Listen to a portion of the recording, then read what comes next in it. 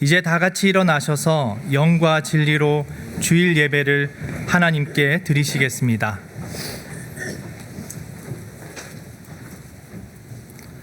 온 땅이여 여호와께 즐거운 찬송을 부를지어다. 기쁨으로 여호와를 섬기며 노래하면서 그의 앞에 나아갈지어다. 아멘. 할렐루야. 성소에서 주를 찬양하여라. 권능의 궁창에서 주를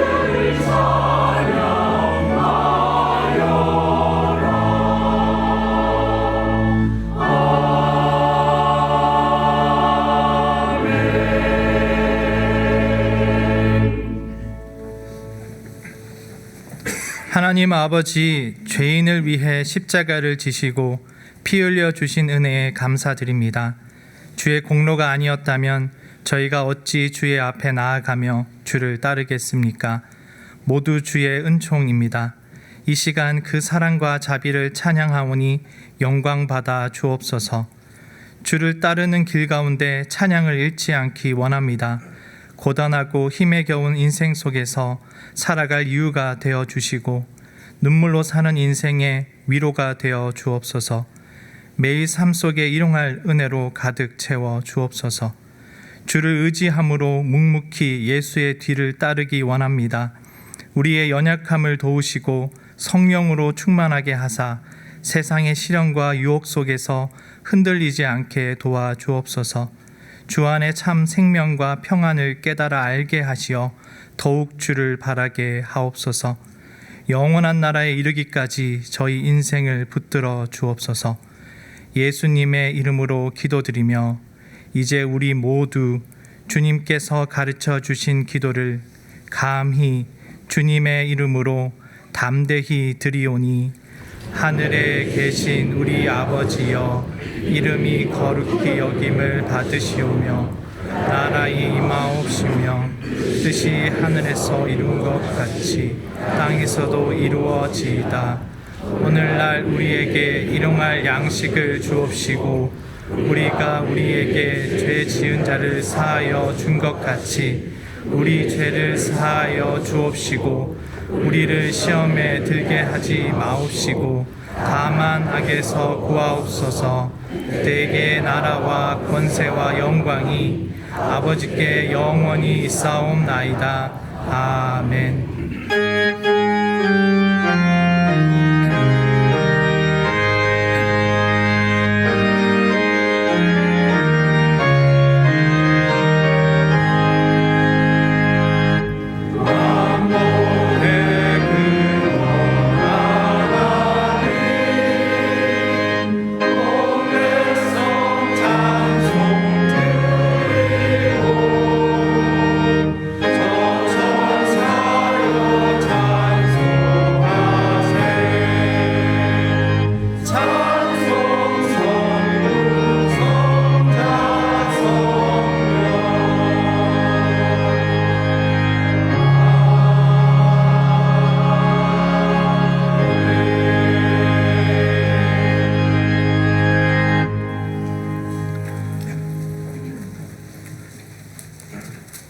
교동문 12번을 함께 교독하시겠습니다. 교동문 12번입니다.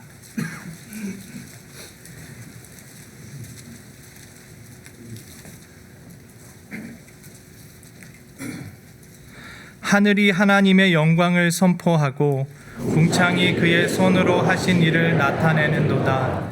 날은 날에게 말하고 밤은 밤에게 지식을 전하니 언어도 없고 말씀도 없으며 들리는 소리도 없으나 그의 소리가 온 땅에 통하고 그의 말씀이 세상 끝까지 이르도다.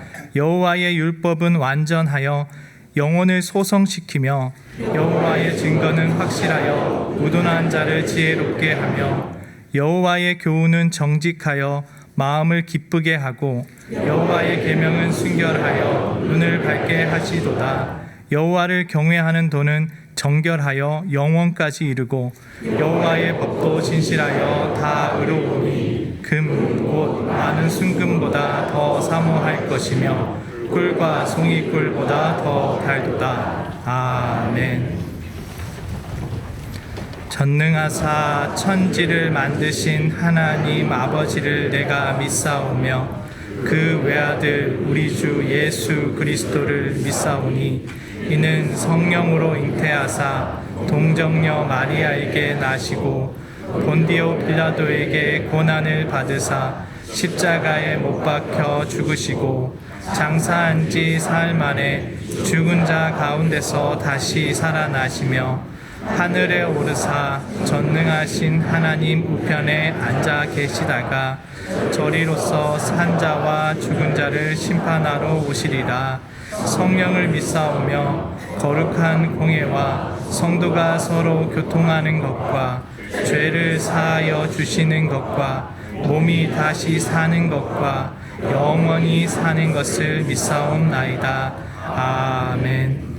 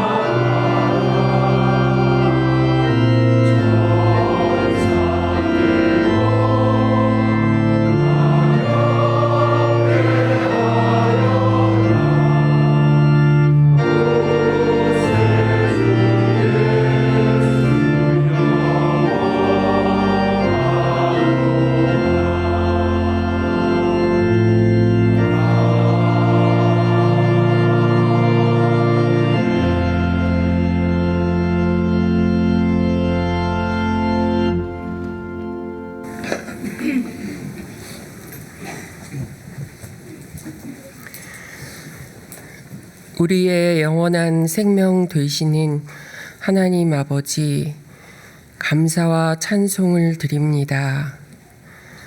호국 보훈의 달 6월을 보내고 있습니다. 74년 전 6월 가장 가까워야 할 동족의 침략을 받아서 온 땅이 피로 물들고 대한민국이라는 나라가 지구상에 사라질 풍전등화와 같은 처지였습니다. 아버지께서 친히 이 나라의 이름도 모르는 젊은이들을 세계 방방곡곡에서 불러 모아 주셔 그들의 피로써 이 나라를 지켜 오늘의 번영과 안정에 이르게 하심을 기억하고 감사드립니다. 그들이 생명을 바쳐 대한민국을 지켜주셨으니 우리도 그들의 생명과 평화의 길을 함께하고 인도하는 땅 끝까지 이르러 증인이 되라는 사명을 잘 감당하는 선교 중심의 사랑받고 쓰임받는 중심 국가로 세워주십시오. 오늘 예배의 순서와 아도나이 성가대의 찬양을 받으시고 이름도 빛도 없이 헌신하는 봉사자들과 복력 아래 고통받고 주님을 의지해 살아있는 동포들도 창문을 열고 말씀으로 회복하는 느헤미야의 역사도 허락해 주십시오. 가정과 구역을 허락하심을 감사합니다. 6월 행사에도 깊이 묵상하는 내면의 성장이 충실하도록 생활의 예배화를 함께 하시길 원하며 이 모든 말씀 예수님 이름으로 감사 기도드렸습니다. 아멘.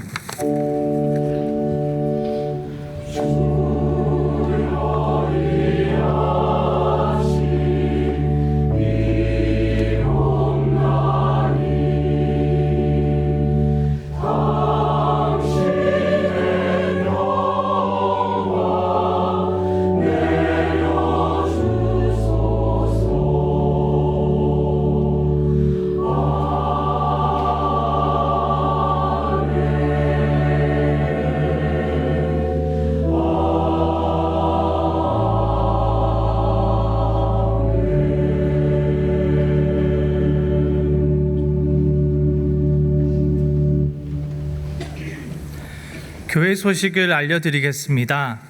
첫째 주일인 오늘은 우리 교우님들을 위해 홍보관 2층 양화진 선교사 전시실인 양화진홀을 개방합니다. 제53회 유아 세례식이 6월 30일 주일 오후 6시에 홍보관 예배실에서 있습니다. 유아 세례를 원하는 가정은 오늘까지 유아 세례 신청서를 제출하시거나 홈페이지 신청 및 안내에서 신청해 주시기 바랍니다. 각 교구의 여름 수련회가 주보에 게재된 것과 같이 열립니다. 교구별 수련회 날짜와 장소, 신청 기간을 참고해 주시고 교우님들의 관심과 기도 및 많은 참여를 바랍니다. 교회학교 여름 성경학교가 주보에 게재된 것과 같이 열립니다. 부모님들은 일정을 참고해 주시고 교우님들의 관심과 기도를 부탁드립니다. 기타 봉사팀 모집 내용과 나머지 교회 소식은 주보를 참고해 주시기 바랍니다. 제일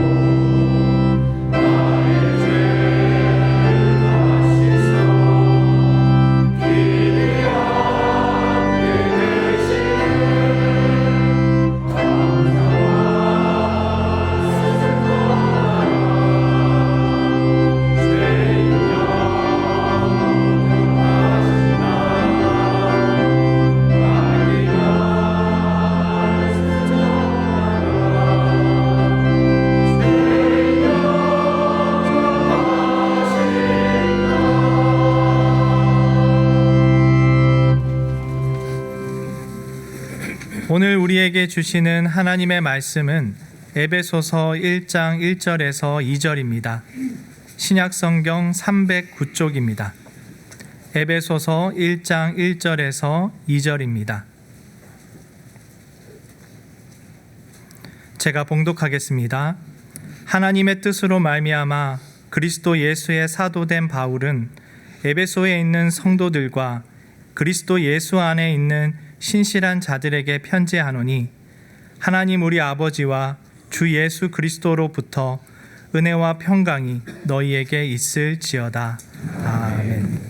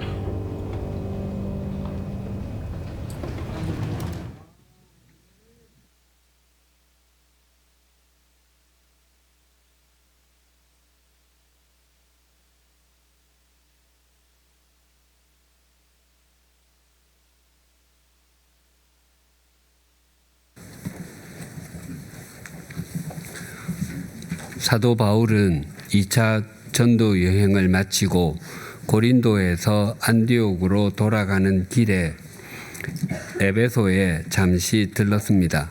그때 브리스길라와 아굴라 부부도 동행했습니다. 바울은 회당에서 유대인들과 토론을 벌였습니다.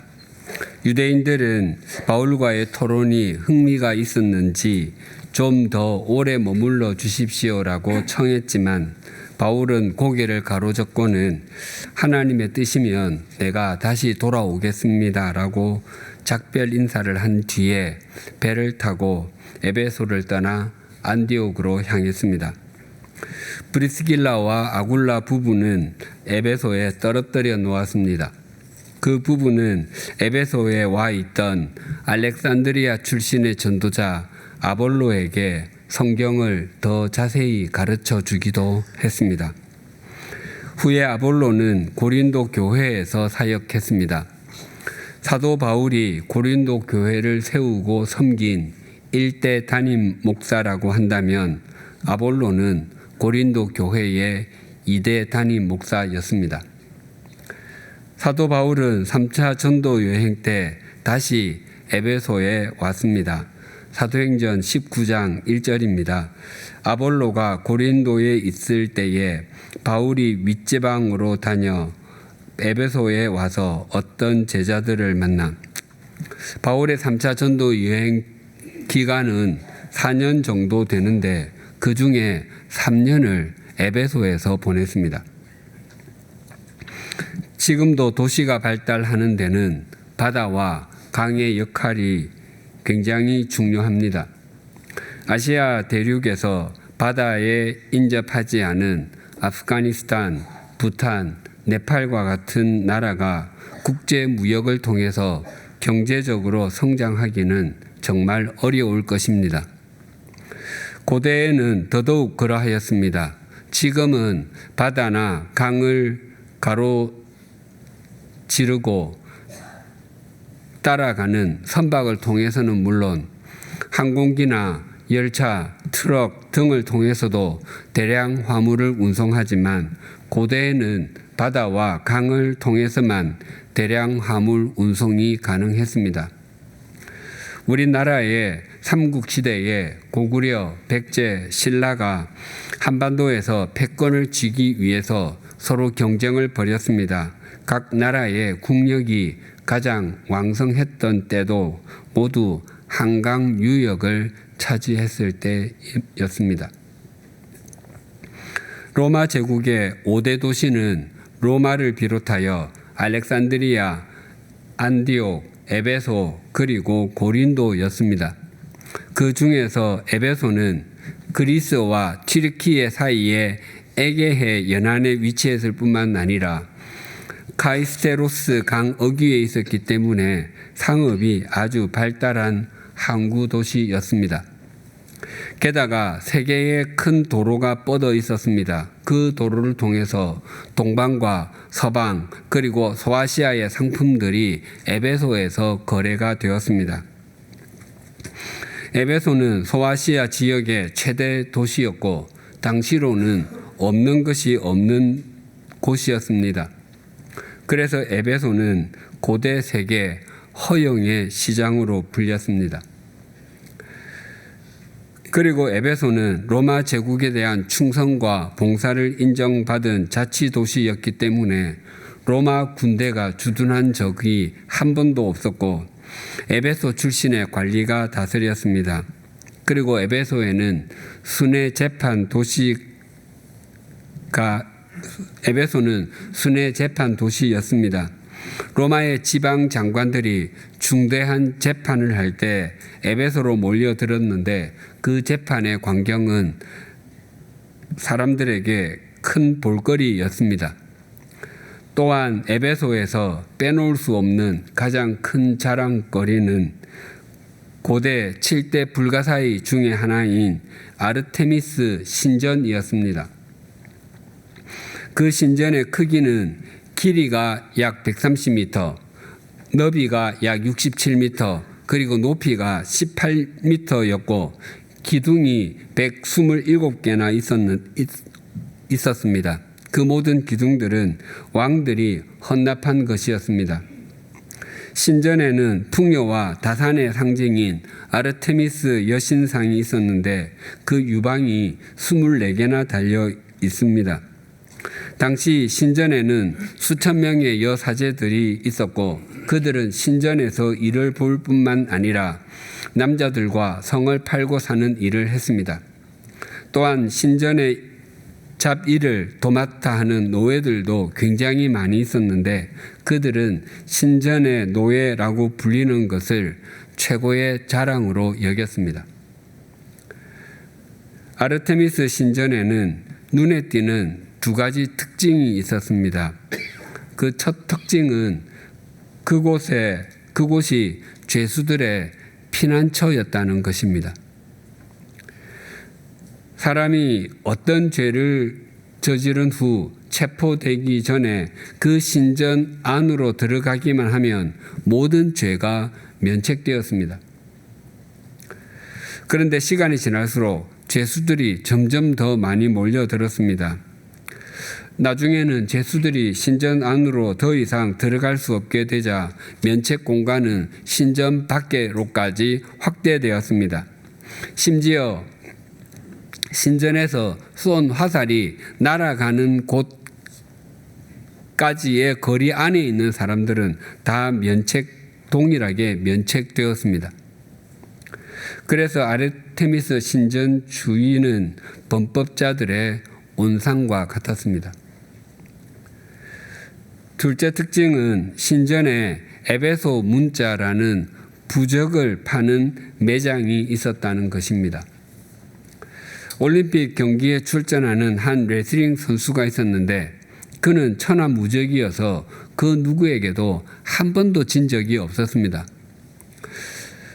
그의 발목에 에베소 문자가 쓰여진 부적을 두르고 있었는데 후에 그것을 떼내자 그는 일반 사람과 똑같이 되었다는 이야기가 전해져 오는 것으로 인해서 에베소의 부적은 사람들에게 아주 강력한 신통력이 있다고 여겨졌습니다. 그래서 긴 여행을 앞둔 사람, 사업에 성공하고 싶은 사람, 불임 부부, 고칠 수 없는 질병에 걸린 사람 등 마음에 이루고 싶은 소망이 있는 사람들은 에베소로 와서 그 에베소 부적을 구입했습니다. 사도 바울은 이런 도시인 에베소에서 3년 동안이나 사역했습니다. 바울이 예수 그리스도의 사도로 부르심을 받은 이후 가장 긴 기간 사역했던 곳이 에베소였습니다. 없는 것이 없는 도시, 모든 것이 갖추어진 곳으로 보이는 땅, 하지만 허영의 도시, 우상 숭배와 세속적 가치관이 만연한 도시, 그런 에베소에서 바울은 참 신실하게 하나님의 나라를 전하며 주님의 통로가 되는 삶을 살았습니다.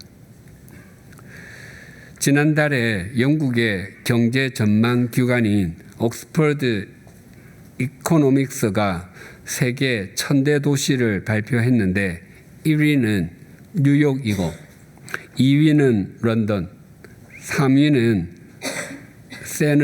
산호세라고 했습니다. 아시아에서 1위는 도쿄, 세계에서는 4위, 아시아 2위는 서울, 세계에서 41위라고 했습니다. 우리 교회가 있는 서울은 21세기 아시아의 에베소와 같습니다. 서울은 도쿄, 베이징, 싱가포르 등과 더불어 아시아 최고의 도시입니다. 서울에는 세계 곳곳에 지방에 있는 것들이 없는 것이 없는 도시, 모든 것들이 다 갖추어져 있는 도시입니다.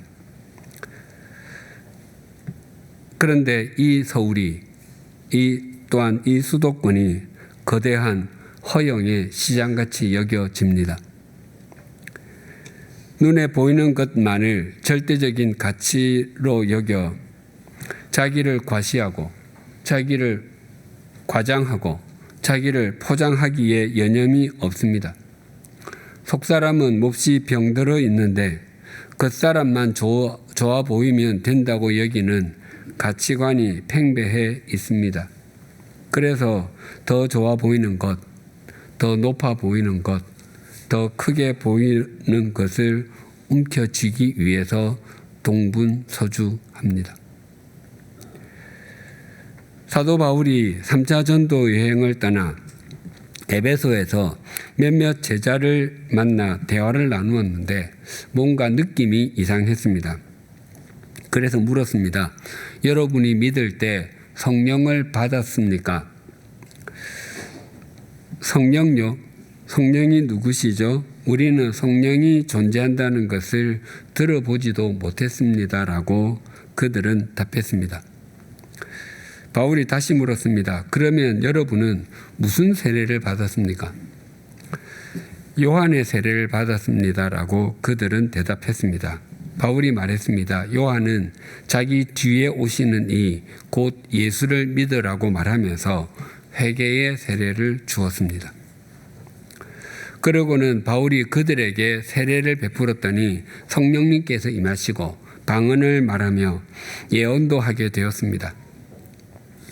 그 후에 바울은 회당을 드나들면서 3달 동안 하나님 나라의 일을 강론하고 담대하게 복음을 전했습니다. 그런데 몇몇 사람들이 마음이 완고하여 믿으려고 하지 않았고 회중들 앞에서 바울이 전하는 복음을 비난했습니다. 바울은 제자들을 따로 세우고 회당으로부터 나와 회당과는 결별했습니다. 그 후로 바울은 더 이상 회당에서 가르치거나 설교하지 않았습니다. 바울은 두란노 서원에서 2년간 강의했습니다. 두란노 서원이 어떤 곳인지는 알려지지 않습니다.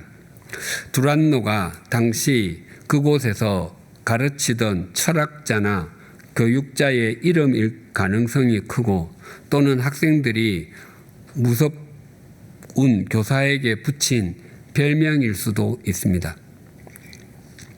왜냐하면 두란노가 헬라어로 티란노스인데 폭군, 전제군주라는 뜻입니다. 여기에서 영어의 전제 정치를 뜻하는 티라니가 나왔습니다. 제가 고등학교에 다닐 때는 학교에서 체벌이 일상적이었습니다. 당시 수학을 가르치던 선생님의 별명이 살모사였습니다. 그 선생님의 얼굴은 기억이 나는데 이름은 기억이 나지 않습니다. 그 선생님에게 한 대 맞으면 한쪽으로 튕겨나갈 정도였기 때문에 그 수업 시간에는 쥐 죽은 듯이 고요했습니다.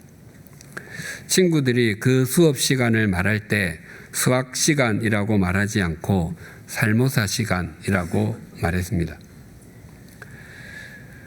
아마 당시에는 특별히 설명하지 않아도 두란노 서원이 잘 알려져 있었기 때문에 누가가 특별히 설명을 덧붙이지 않은 것으로 여겨집니다. 바울은 이전에는 회당에서 안식일에만 가르쳤지만 이곳에서는 매일 가르칠 수 있었습니다. 서원이라고 번역된 헬라어는 스콜레입니다. 여기에서 학교를 뜻하는 영어 단어 스쿨이 나왔습니다. 하지만 본래 서원, 즉 스콜레는 회의와 토론, 논쟁, 강연 등이 이루어지며 사람들이 여가를 즐기기도 하는 다목적 공간을 이르는 단어였습니다. 베자 사본에 의하면 바울은 이 두란노 서원에서 오전 11시부터 오후 4시까지 가르쳤다고 합니다. 당시 에베소에서는 무더운 날씨로 인해서 오전 11시부터 오후 늦은 시각까지 상가도 철시하고 학교도 문을 닫았다고 합니다. 특히 점심을 먹은 후에 시에스타, 낮잠을 자는 시간이었습니다. 이 지방 사람들은 오전 1시, 즉 밤 1시보다 오후 1시에 더 깊이 잠들었다고 합니다. 특정한 장소를 특정한 시간에 지속적으로 빌려 사용할 수 있는 거의 유일한 시간이 사람들이 낮잠을 자는 시간이었습니다. 사도 바울과 에베소의 그리스도인들은 사람들 대부분이 낮에 깊은 잠에 골아떨어져 있는 동안 그 시간에 비어있는 두란노 서원에서 날마다 예배를 드리고 하나님의 말씀을 공부한 것이었습니다. 그 2년간이 바울 사역의 절정기라고 할 수 있습니다. 그때 요한계시록 2장과 3장에 있는 소아시아의 7교회 에베소, 서머나, 버가모, 두아디라, 사데, 빌라델비아, 라오디게아 교회가 세워졌고 또한 골로새 교회, 히에라볼리 교회 등이 세워졌습니다. 또한 이때 바울이 고린도를 방문했고 고린도 전후서를 기록했습니다. 그 2년간의 사역의 결과가 이러하였습니다. 사도행전 19장 10절입니다. 2해 동안 이같이 하니 아시아에 사는 자는 유대인이나 헬라인이나 다 주의 말씀을 듣더라. 사도 바울의 사역의 결과로 지금의 튀르키예 지역의 많은 사람이 하나님의 말씀, 하나님의 나라의 복음을 듣게 되었습니다. 그리고 바울은 3차 전도 여행을 마치고 예루살렘으로 돌아가는 길에 밀레도에서 사람을 보내어 에베소 교회의 장로들을 불러서 자신의 심경을 피력했습니다. 사도행전 20장 18절과 19절입니다. 오매 그들에게 말하되 아시아에 들어온 첫날부터 지금까지 내가 항상 여러분 가운데 어떻게 행하였는지를 여러분도 아는 바니 곧 모든 겸손과 눈물이며 유대인의 관계로 말미암아 당한 시험을 참고 주를 섬긴 것과 우리말 성경에는 주를 섬긴 것이 마지막에 나오지만 헬라어 성경에는 가장 먼저 나옵니다. 즉 바울은 에베소 교회의 사람들을 섬겼지만 그것은 사람을 섬긴 것이 아니라 주님을 섬긴 것이라고 하는 것입니다. 우리가 한 공동체를 이루어 서로 섬기지만 그것은 결국 주님을 섬기는 것이어야 합니다. 즉 우리의 시선이 사람에게 머무는 것이 아니라 주님께 머물러 있어야 하나님과의 관계도 바르게 가질 수 있고 사람과의 관계도 바르게 가질 수 있습니다. 바울은 자신이 어떻게 주님을 섬겼는지를 3가지로 말하는데 첫째는 겸손으로 섬겼다고 합니다. 여기서 겸손은 마음을 바닥까지 내려놓다, 굴욕적인 것을 참다의 의미입니다. 바울은 빌립보서에서 나는 비천에 처할 줄도 알고 풍부에 처할 줄도 안다라고 고백했는데 겸손과 비천에 처하다가 같은 단어입니다. 둘째로 바울은 눈물로 주님을 섬겼다고 합니다. 이 의미는 모든 일이 뜻대로 되지 않았다는 의미입니다. 어떤 일이나 어떤 문제를 앞두고 아무리 많이 생각해도 또 아무리 뚫어지게 쳐다봐도 해결책이 없는 것 같고 또 다른 일이 계속해서 터지는 것입니다. 그때 주님 앞에 무릎을 꿇고 우는 길밖에 없습니다.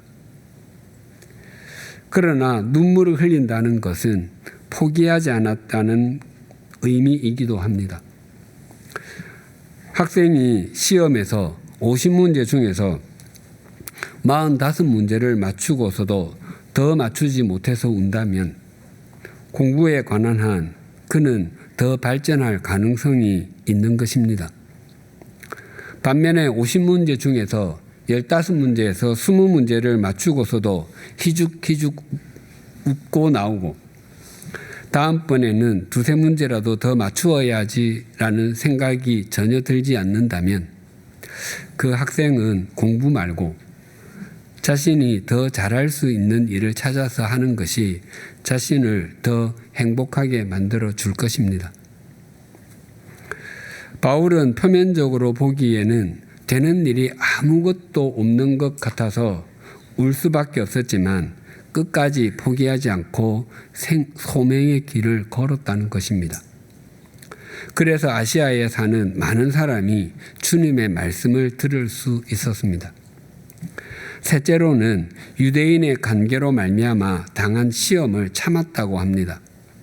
관계는 플롯인데 이 단어를 사용한 것으로 보아 유대인들이 바울에게 해를 가하기 위해서 치밀하게 모의를 했다는 의미입니다.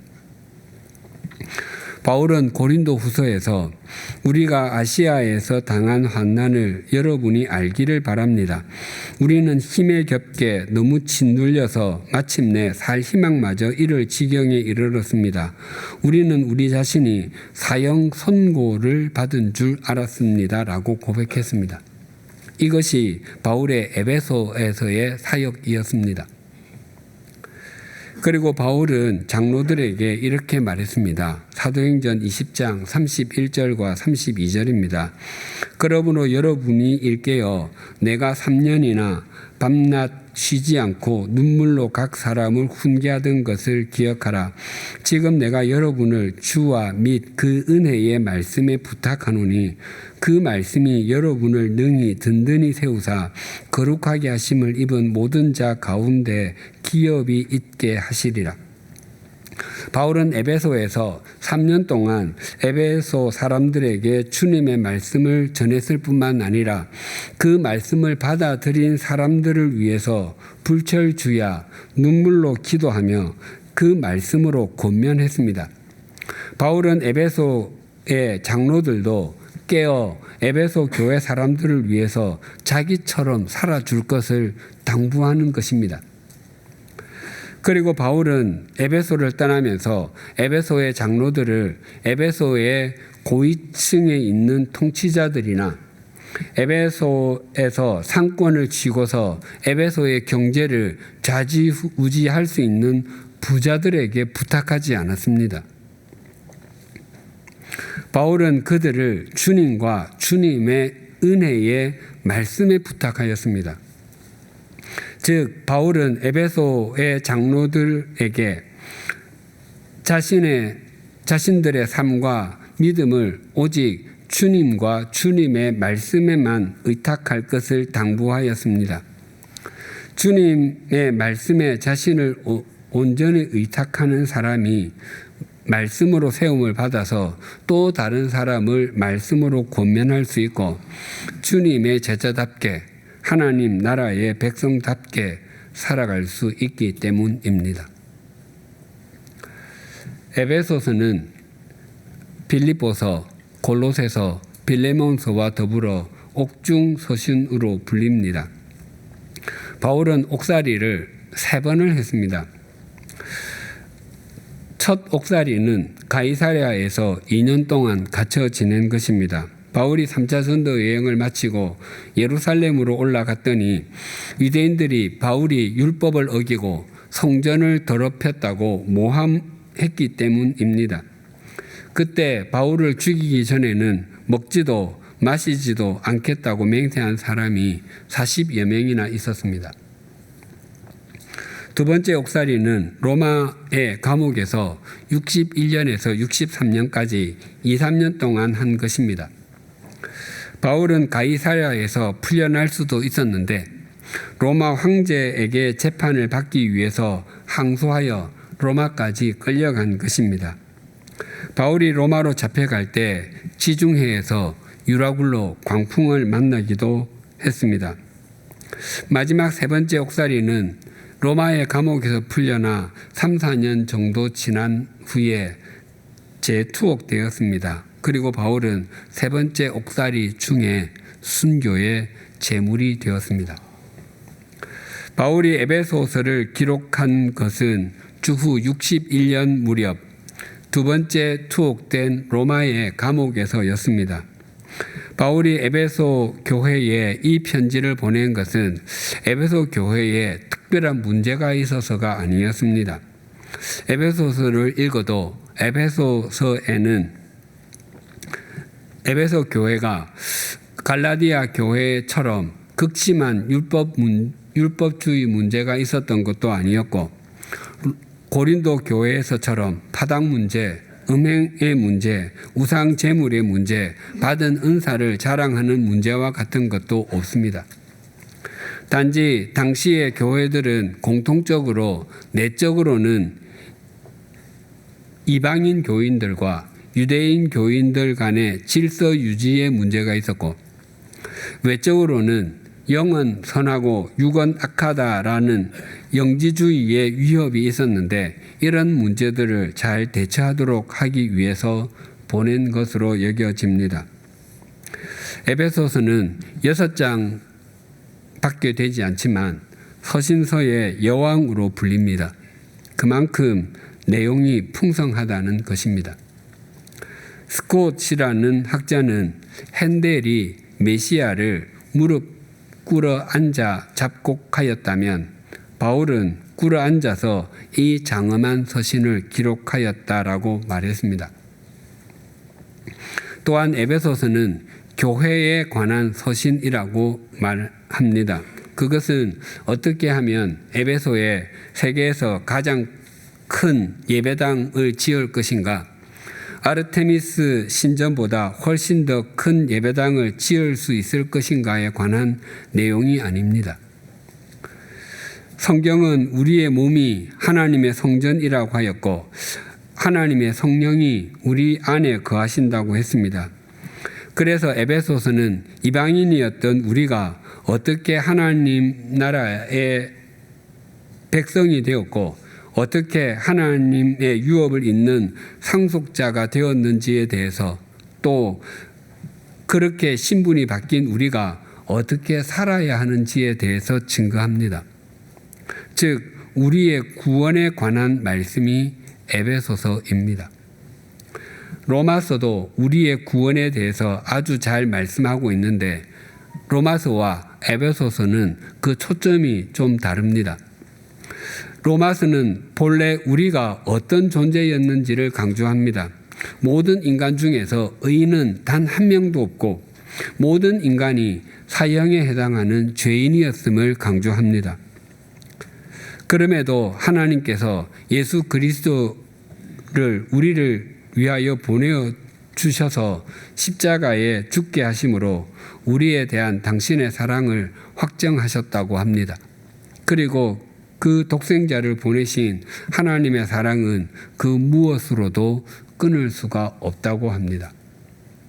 반면에 에베소서는 우리의 구원을 위해서 하나님께서 어떤 일을 하셨는지를 강조합니다. 하나님께서 우리에게 하늘에 속한 신령한 복을 주시기 위해서 이 세상을 만들기도 전에 우리를 그리스도 안에서 택하시고 우리를 당신의 자녀로 삼아 주셨다고 합니다. 하나님의 그 거대함을 어떻게 필설로 형언할 수 있겠습니까? 종교개혁자 마르틴 루터는 로마서를 좋아했고 잔 칼뱅은 에베소서를 좋아했다고 합니다. 사도 바울은 감옥에 갇혀 있으면서도 하나님의 구원하심과 그 은혜의 풍성함을 우리에게 전하고 있습니다. 그 에베소서는 이렇게 막이 올라갑니다. 오늘 본문 1절이 이렇게 증가합니다. 하나님의 뜻으로 말미암아 그리스도 예수의 사도된 바울은 에베소에 있는 성도들과 그리스도 안에 있는 신실한 자들에게 편지하노니. 바울은 이 편지를 에베소에 있는 성도들에게 써서 보냈습니다.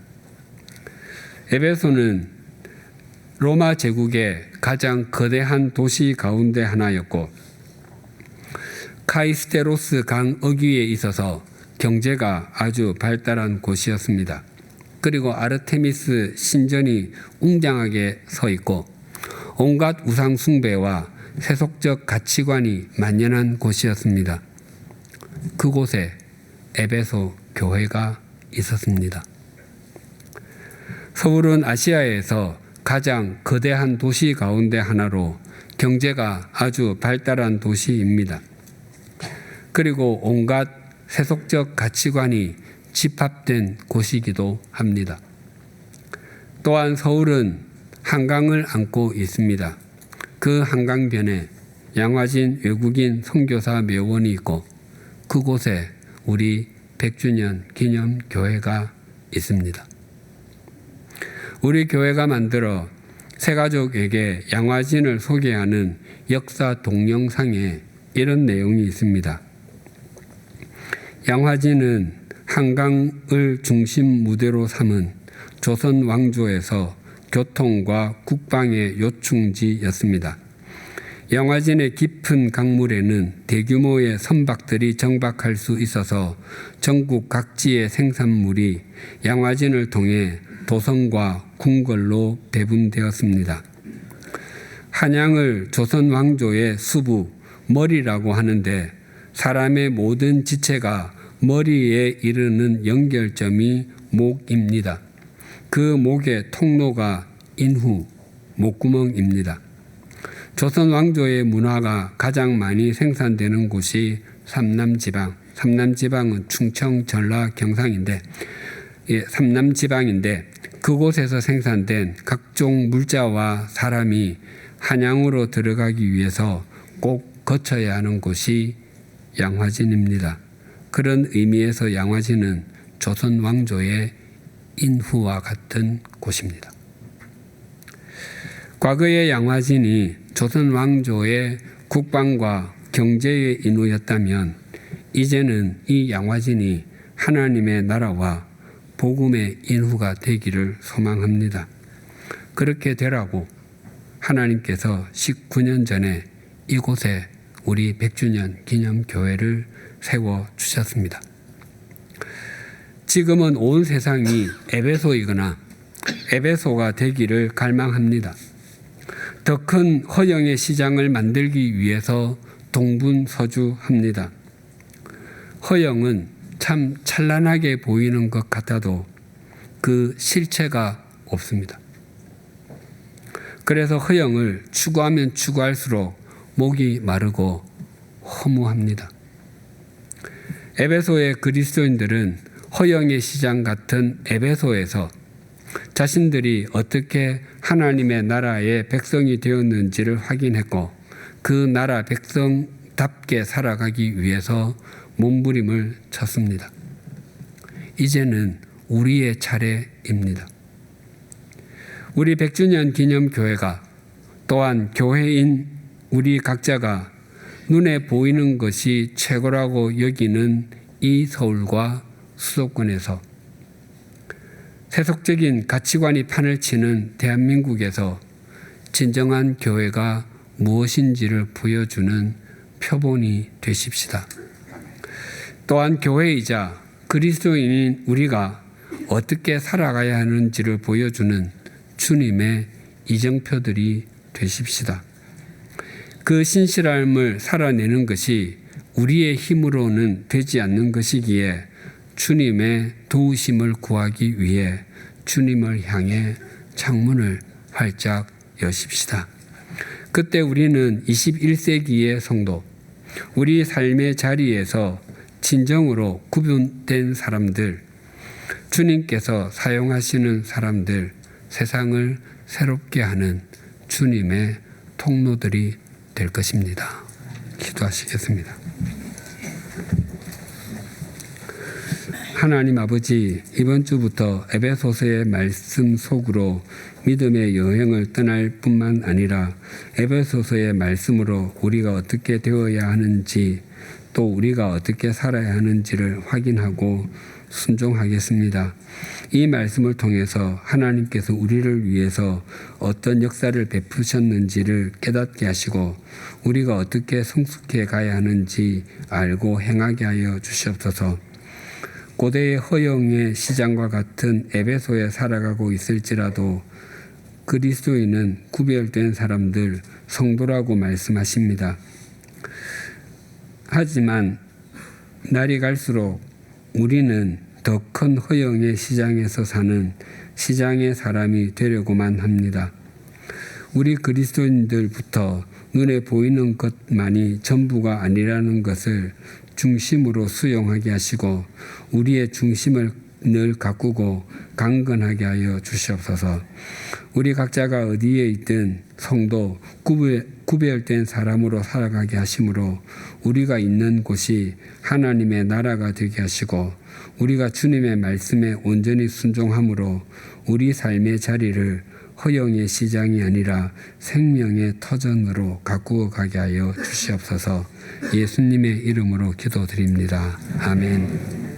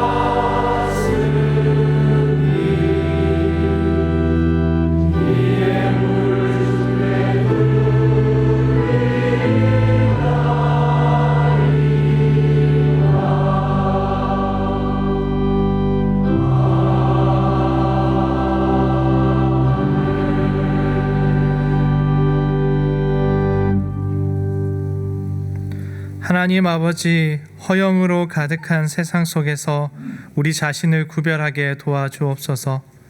더 좋은 것, 더 큰 것을 취해야 한다는 성공주의에 귀 기울이지 않게 하시고 겉모습에 속지 않게 하옵소서. 세상이 아무리 눈에 보기에 좋고 커 보이고 화려해 보여도 실상은 병들고 허무하며 실체가 없음을 알게 하옵소서. 예수를 따를 때에 인생을 붙잡아 주사 우상 숭배와 악이 가득한 곳에서도 우리 마음을 지키게 도와주옵소서. 이 소망을 담아 예물을 올려드립니다.